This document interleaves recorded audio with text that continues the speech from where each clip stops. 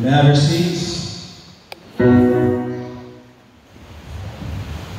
God is good. And all the time. It is indeed a wonderful privilege to be here today. As we Gen Z people like to say, the vibe is nice. The place full of vibes. Amen. But just to add to that, the place full of spiritual vibes. It's the right way to say it, you know? I just want to give God thanks because on our way here, we had the unfortunate experience of someone cutting in front of us to, I don't know where it was going, I don't know why he was in such a rush, but in cutting in front of us, we almost ran into the back of his car. But by God's grace, we were divinely protected. And I just want to give him thanks for his mercy and his grace. Because no matter how some of us may think that we deserve his love, his kindness, and his goodness, there's only one thing we deserve, and that is his justice and his wrath. Amen. I would like to take the time to give recognition to the liturgist. She did a fantastic job. Give her a hand.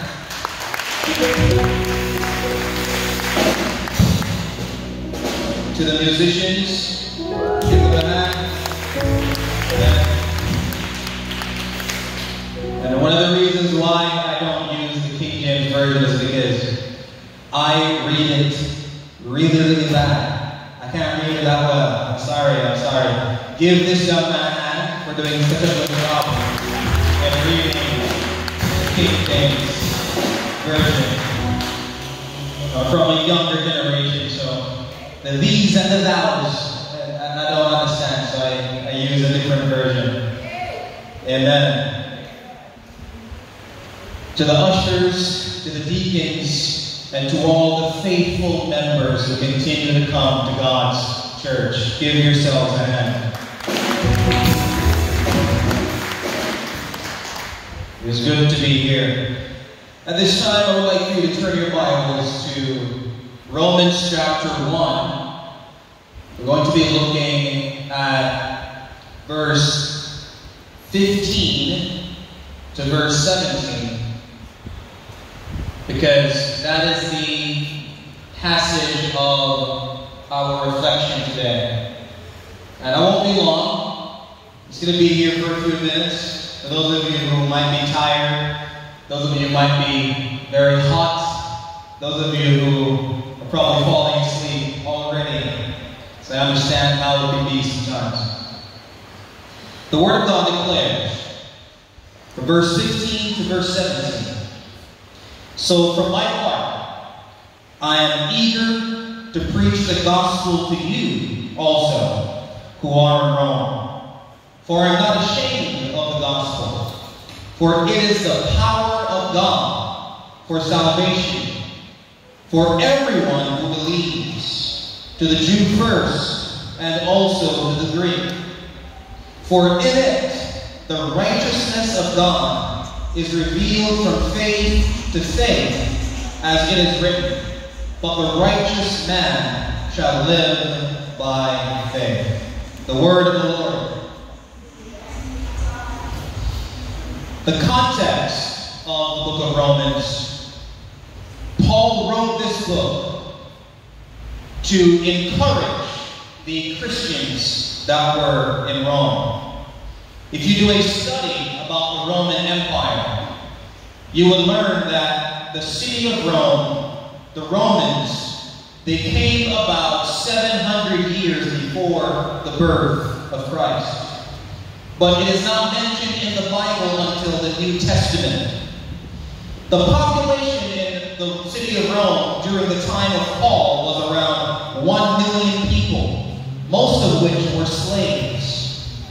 Rome was boasted about its palaces, its circus, its forum, but it was marred by the slums of its day that occupied most of its civilization. According to tradition, Paul was beheaded. He was executed by one of the Roman emperors. His name was Nero. Paul had long sought to visit the Christians in Rome, the church at Rome, but he was prevented. That's why he said in verse 13, I do not want you to be unaware, brethren, that often I have planned to come to you and have been prevented so far. Paul wanted to go there so that he could preach the gospel to them, so that he could encourage them, so that the Roman Christians could meet him and know him, and so that he could encourage them, and so that they could encourage him. Because unlike the city of Corinth with the Corinthian Christians and the city of Galatia with the Galatian Christians, the Roman Christians were not ignorant of the gospel. They were not behaving in a bad way like the Galatian Christians and the Corinthian Christians. Paul really wanted to go there. That's why he said of them that he is amazed, that he is so encouraged that the gospel is known among them throughout the city of Rome. But as we know, he was unable to visit them. He was unable to go because he died. But in God's providence, because Paul was unable to go to Rome, he wrote the book of Romans so that he could send it to the people of Rome. In the passage of our reflection today, brethren, I want to give you a title so that you can know where to hang your thoughts on. Do not be ashamed. Do not be ashamed. That is our title. That is our theme for the short time that I'll be speaking to you today. The first point, brethren, from the text I want you to look at is verse 15. Verse 15 says, so for my part, I am eager to preach the gospel to you also who are in Rome. Verse 15, under the point, gospel eagerness. As I was told by Brother Trevor, that you are about to go into a series of evangelistic experience where the topic will be about evangelism, the importance of evangelism, and why everybody who calls themselves a Christian must evangelize. Amen, church? Everyone who says, I am a Christian, you have an obligation to speak to the lost about the good news of the gospel, the good news of the message of God, that He is willing to forgive sinners. Paul says, I am eager to preach the gospel to you also who are in Rome. Verse 16, which is under the theme, or rather the point, the eagerness of the gospel. The Greek word used here for eagerness also means ready. It also means willing. It also means eager and excited. Paul knew that this was a message that was of first importance. Worldlings and Christians need the gospel. This, brethren, is something that I've noticed today in our time, that most Christians forget. That not only must you be willing, not only must you be eager, but you are supposed to be ready to preach the gospel to everyone around you.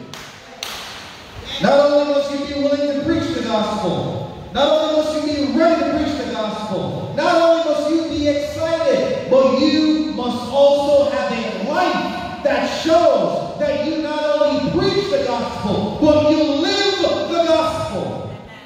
How many times, brethren, can we point at someone who calls themselves a Christian, or speak to someone on the street who is not a Christian, who can tell you about sister so-and-so, so-and-so, and brother so-and-so. They speak like they're a Christian. They talk like they're a Christian. They go to church and dress in nicest like they're a Christian. But if you see their life, amen, church.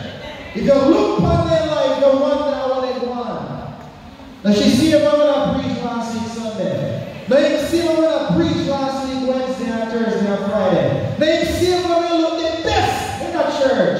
Now you see a woman that have the biggest Bible in that church. Now we are wondering how that we are looking for. Paul here says he's willing. Paul here says he's eager. Paul here says he is ready to preach the gospel to those who are in Rome. It is of first importance. But why is it, brother, that nowadays when we go to a Christian and we ask them, what is the gospel? They don't know. What is the gospel message? They don't know. What is the message that is of first importance? They don't know. And sometimes, brethren, we often blame this on the people of God who are in the pew. We blame this on those who sit and listen to the sermons on a daily basis and listen to the sermons on a weekly basis. But we forget to look upon the people that are in pulpit. Is the pastor preaching the gospel? Is the pastor living the gospel? Is the pastor ensuring that he educates those who are in the pew?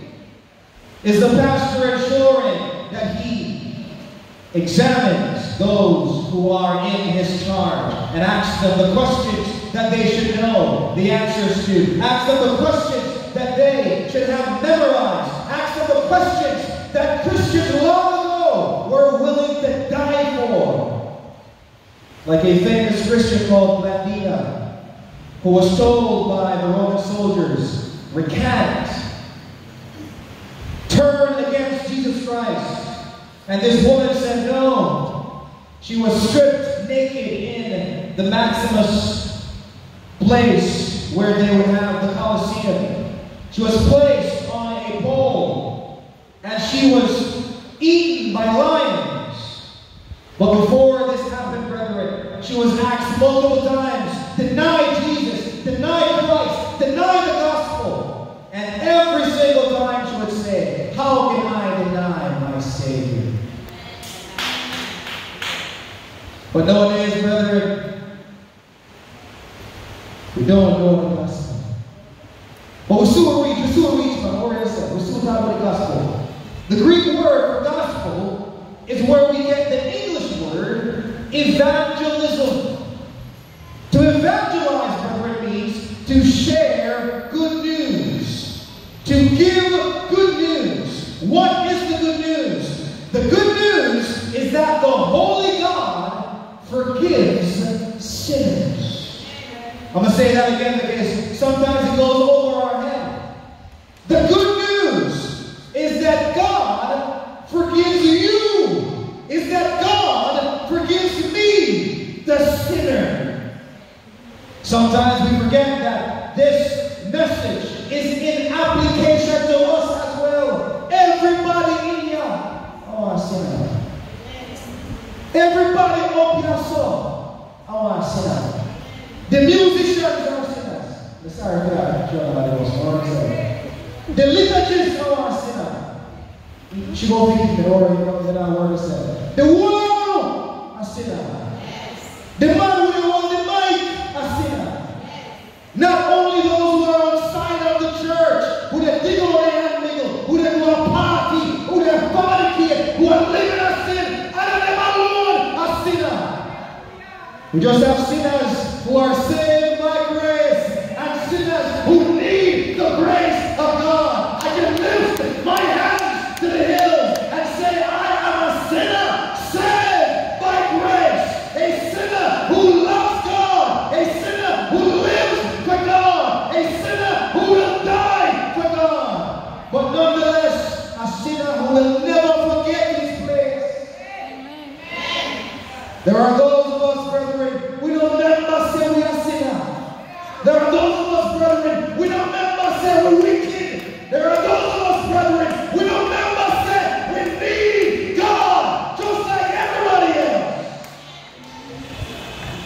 There are those of us, brethren, we don't know what place. We step out of place. We come to church. I don't want everybody to greet me. We don't want to greet nobody.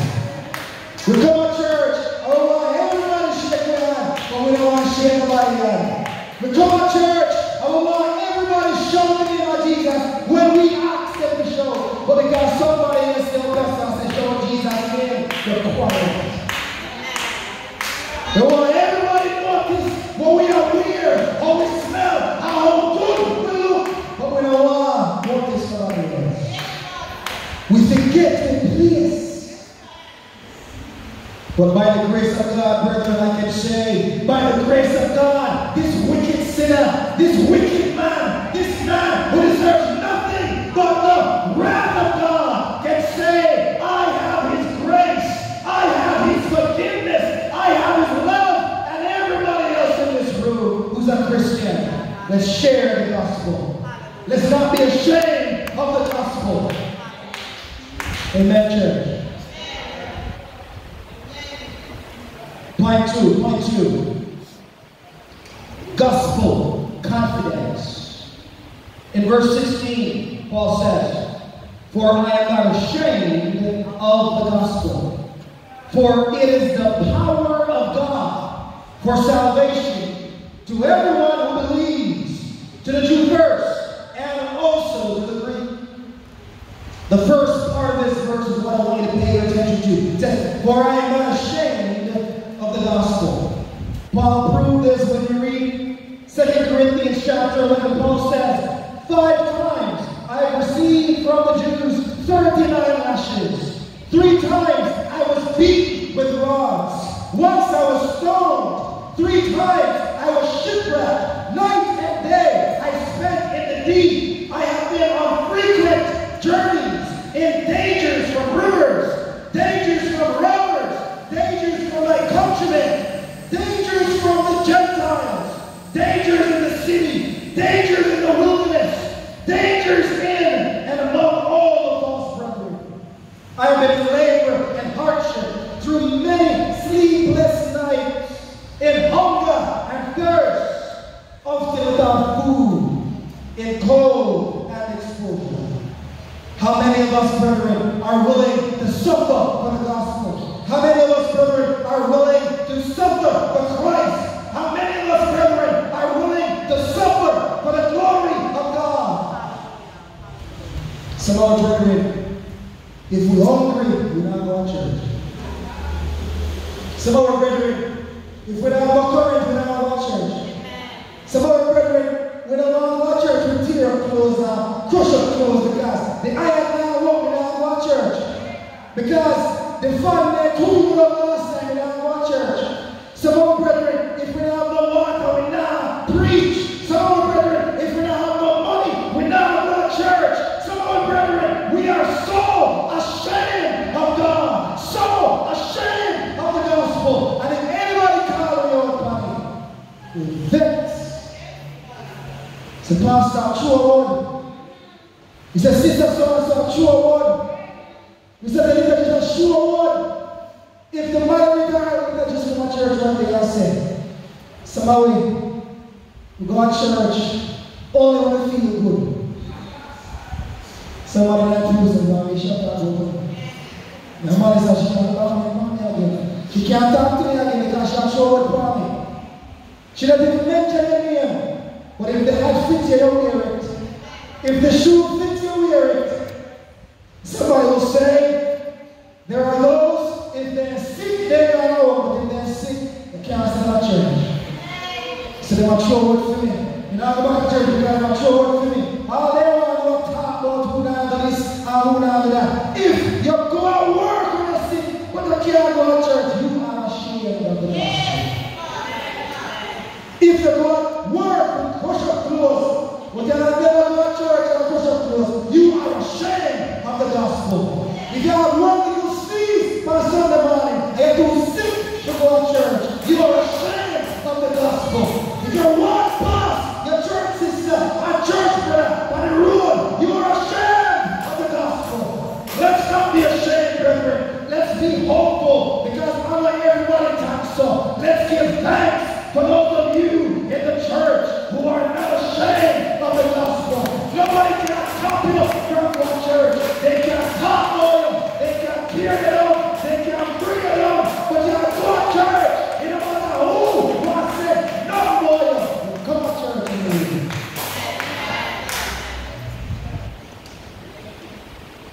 thanks to the faithful ones, because they encourage me. Give thanks to the faithful ones, because when I feel like you're down when I see them, give encouragement. Many times, brethren, I have seen people come to church and they're sick and can't barely move. But oh God, if I can't put you in our mind, you're not going to church. Now go to church, but if the boss calls him on the morning, why the money needs to make it on money? The money needs to make. The money needs to make, so they don't miss no work because they don't go to work and lose 1 day's wage. You remember how we get the money? You remember how we get the work? You remember how we get the clothes to the clock?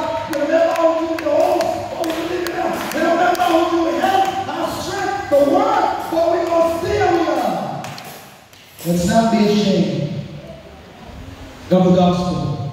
Nobody else could say these words but Paul. Paul got beaten with lashes, but he was not ashamed. Paul was stoned, but he was not ashamed. Paul was hungry and thirsty, but he was not ashamed. Paul was crucified by having his head chopped off, but he was not ashamed. How many of us, brethren, faced with things like this, would still hold on? Would still hold on? But I have to be honest with you. I have my flaws. I have my faults. Sometimes I don't put God first as I should. Sometimes I don't treat the gospel as I should. Sometimes I don't preach the confess. In my actions, they are ashamed of the gospel. I'm not afraid to admit because I'm not perfect. But if we ever come on with sin, if we ever, God like said, we're right. If we ever try to come up ourselves, we are shared with double jeopardy. No like when somebody living such a way, they deny the gospel. I want to say, Sister Sparcy, I don't say the actions they really show what you're supposed to go out. No, talk to me. Everybody say, talk to me. Jesus Christ. No room for correction. No room for receiving instruction.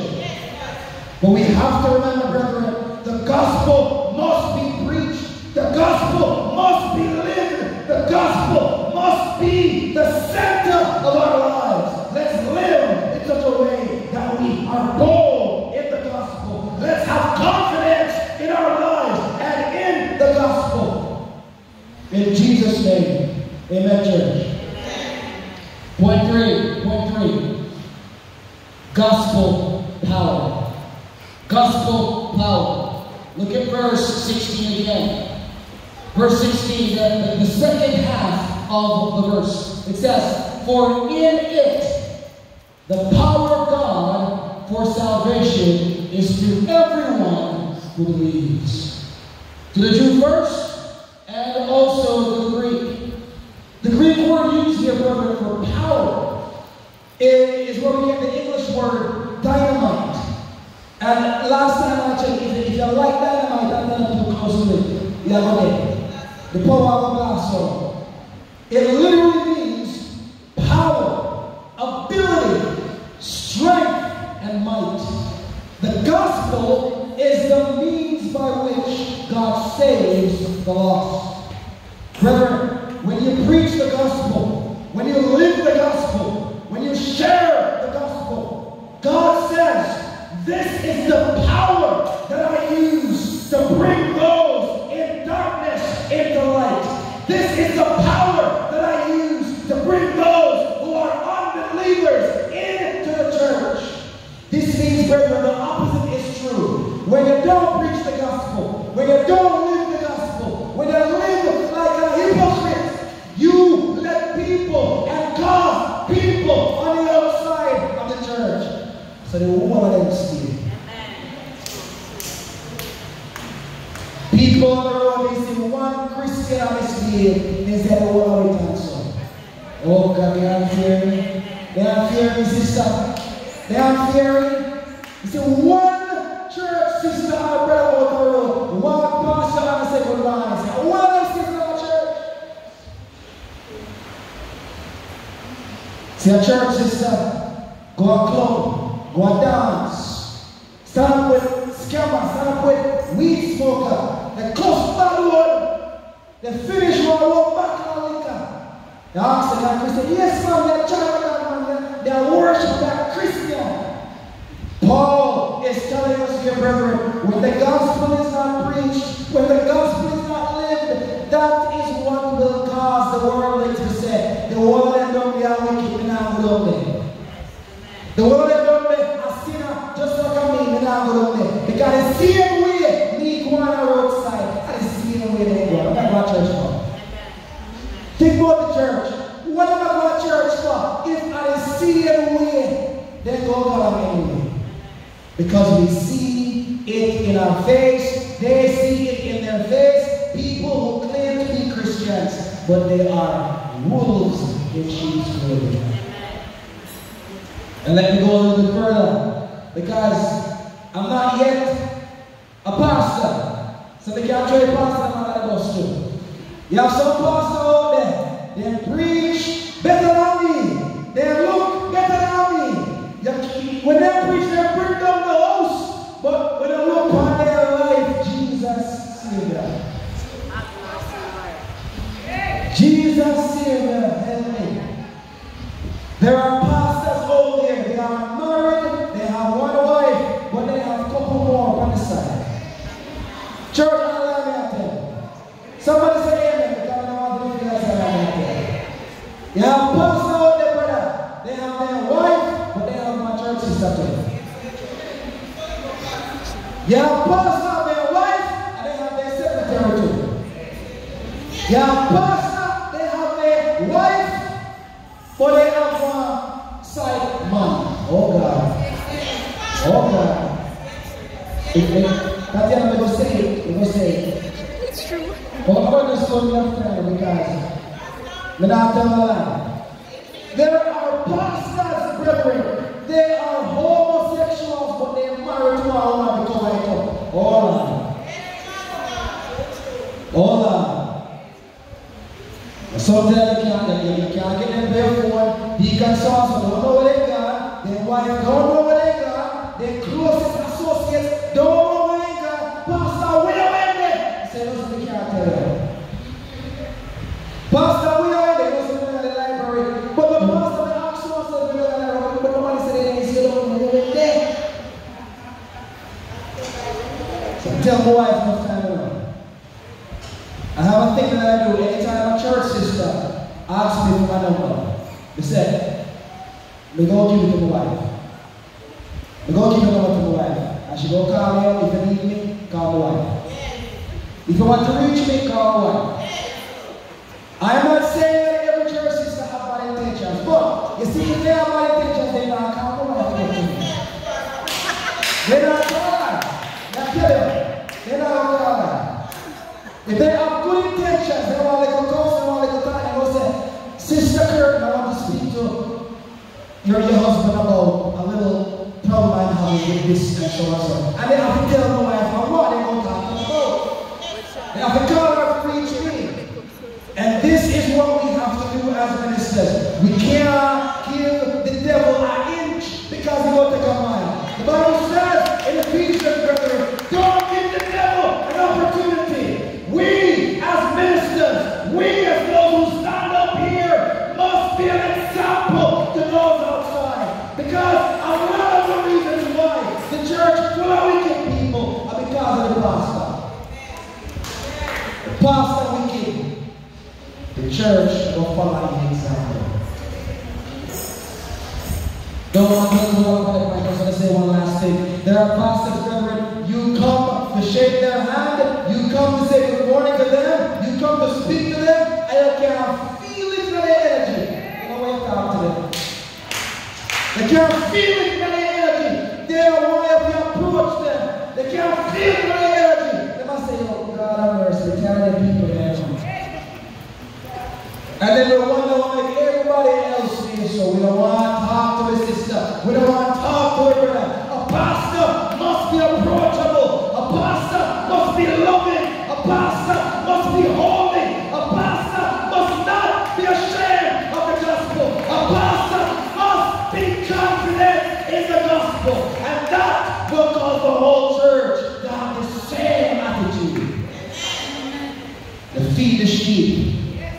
sheep goes out and produces more sheep.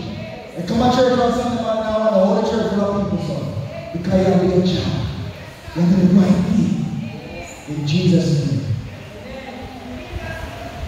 Final point. We're not keeping along. Final point. Gospel revelation. Gospel revelation. In verse 17, the Bible says, for in it the righteousness of God is revealed from faith to faith, as it is written, but the righteous man shall live by faith. This is why God is able to forgive the sinner. This is the reason why when we die we go to heaven. This is how we can know. If somebody come and ask me, what they right now? If you were to die right now, where go? This verse right here is why we can be certain that when we die, we are going to heaven. Let me explain. This verse is saying the reason why you can be saved, the reason why I can be saved, is because the righteousness of God is given to your account through faith. Brethren, when you believe that Jesus Christ lived a perfect life, when you believe that He died on the cross for your sins, when you believe that He rose from the grave, when you believe that He ascended to heaven, and you believe that He intercedes for you on your behalf and on God's, you have the righteousness of God added to your account. This means, brethren, let me put it in the party sense because nobody know about this. All are you know about the party sense. If you don't get one invitation to go to the party, you can't go. That's true. If you don't get the invitation, you can't go. We talk about the wedding. If we have a wedding, just to say, oh, if we don't come at the wedding, make sure that we're ready. Everybody come on the door and I'm going. Talk to the church. Come on the wedding and I'm ready. Somebody come on the door and I'm black. They go going. Come on the wedding and I'm ready. Somebody come in that green. They go going.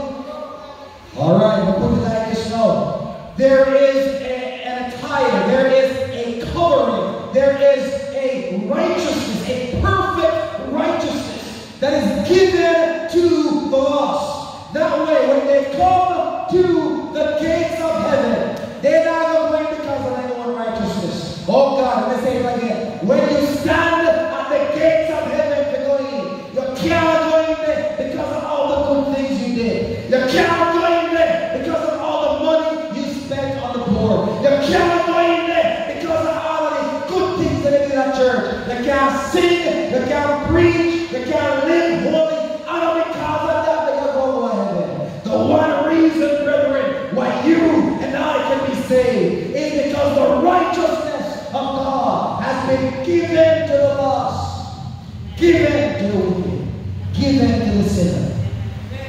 We have a famous Christian writer, Martin Luther.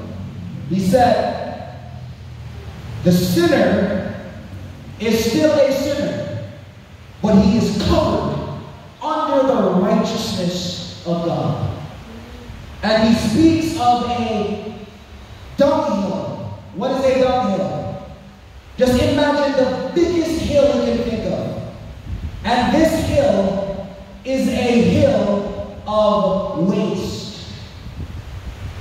Martin Luther says, if you want to understand how God forgives the sinner, imagine that dunghill covered by hundreds and thousands of miles of white snow. And that when you look at that dunghill, you can't see. You can't see. All you can see is the whiteness of the pure snow. And when you look at your life as a Christian, as a believer, always remembering you're still wicked. You still lie sometimes. Sometimes even they don't want to eat the big body. Sometimes even they don't cuss on the man who grieve you, the big body. Sometimes as a young man, you see the pretty girl and the good-looking woman, even though they don't walk, you think about it. And you are reminded every day why you are wicked. Somebody grieving with the talk about something like you, very relatable. Sometimes, I know this always say, somebody grieve with, I was thinking, oh, I see man in Christianity. Don't know.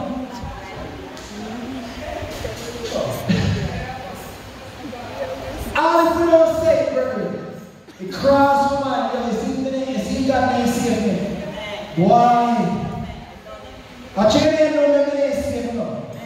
Oh God, somebody say it sometimes, but we don't want to express it. Somehow we did bad. Somehow before God saved me, we did wicked. Somehow before God saved me, you know, we're dirty rich. Somehow before God saved me, if anybody will talk to me or they talk to me now, they're done. That is what we must never forget. Don't forget that you were once like the man on the outside. Don't forget that you were once like the wicked people on the outside. Don't forget, because if you ever forget, you're going to think that you're better than them. I'm not better than them. No, we're better than them. We see them every day. We see them every day in the community. We see them every day on the corner. We see them every day and we hear from them every day. And sometimes we think to ourselves, look at the idiot there. Sometimes we think to ourselves, look at the crosses there. Sometimes we think to ourselves, and we don't remember say we are in India one time. We don't remember say we are in crosses one time. We don't remember say we did worse than them one time. We don't remember say if God never saved me, we are worse than them, brethren. That is why we must share the gospel. That is why we must live the gospel. That is why we must preach the gospel. Because the gospel is the power of God for salvation to everybody who believes. That's why this morning, man, I was coming with my wife and my family. I almost get an accident. I just said, God, thank you. The can't say, God, you have to see me in a church miracle. We couldn't say that. Say, God, never want to preach and have to see me.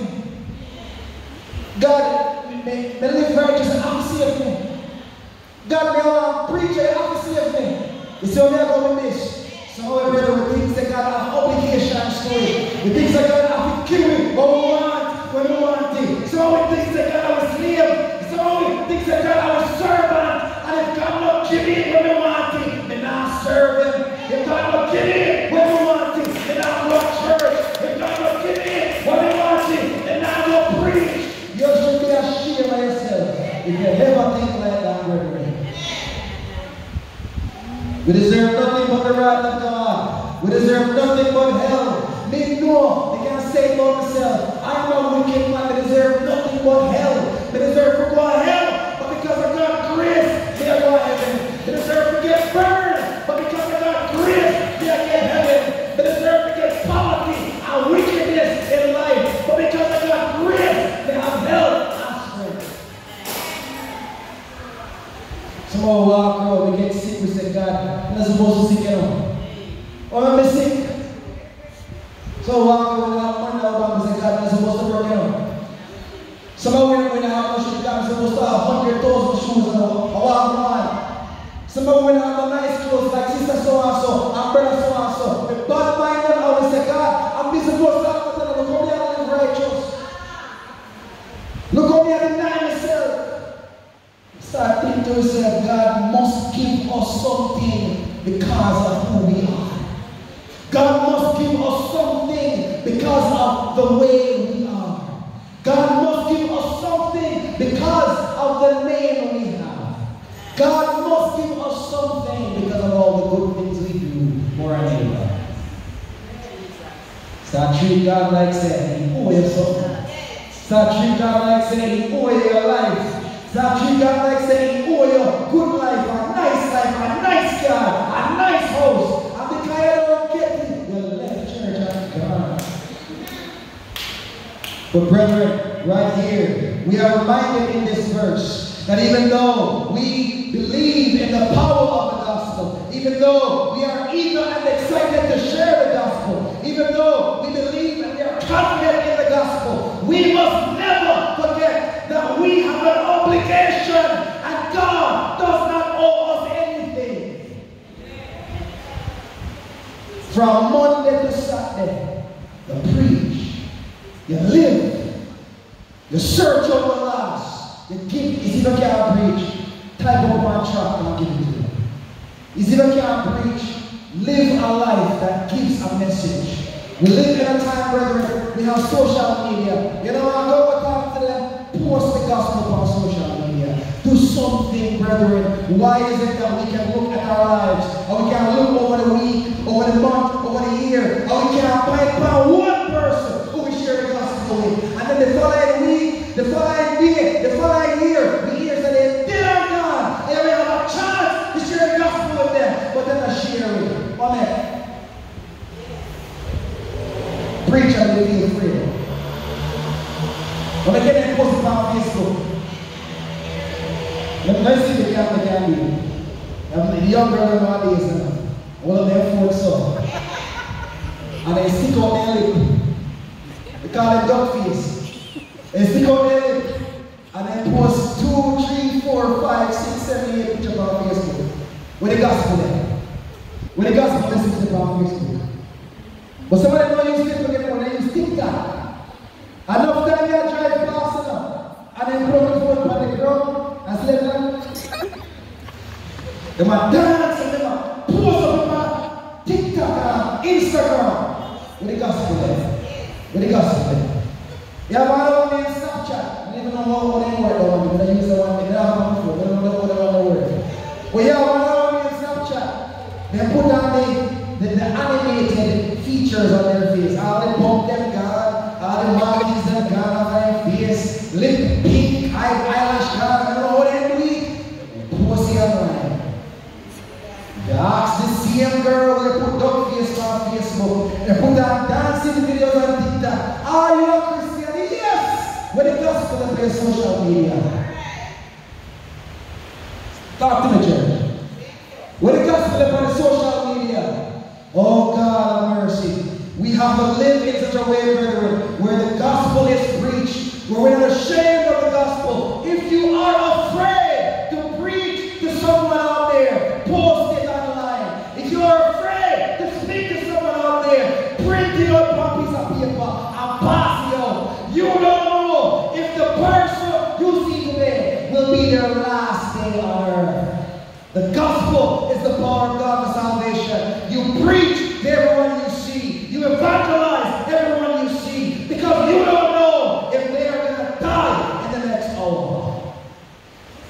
And their blood is on your hands. Are you in the church? But I'm closing. Conclusion, point 1, eagerness, gospel eagerness.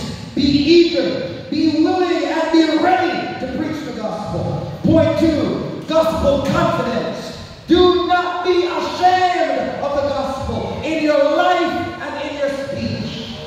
Point 3, gospel power. Always remember that the same power that saved you when you were adopted rich, the same power that saved me when I was adopted rich, is the same power that will save all of the wicked out there. You preach it, you live it. Final point, gospel revelation. What is revealed in the gospel, brethren, is the righteousness of God that is given to everyone who believes. And it is by that righteousness, not your own, that you will go to heaven when you die. That is the good news. That God will save sinners. That God will save those who don't deserve it. That God will save you. That God will save me. Let's preach the gospel. Let's live the gospel. Let's preach to the lost and be instruments of God's power. In Jesus' name. Thank you for your time, brother.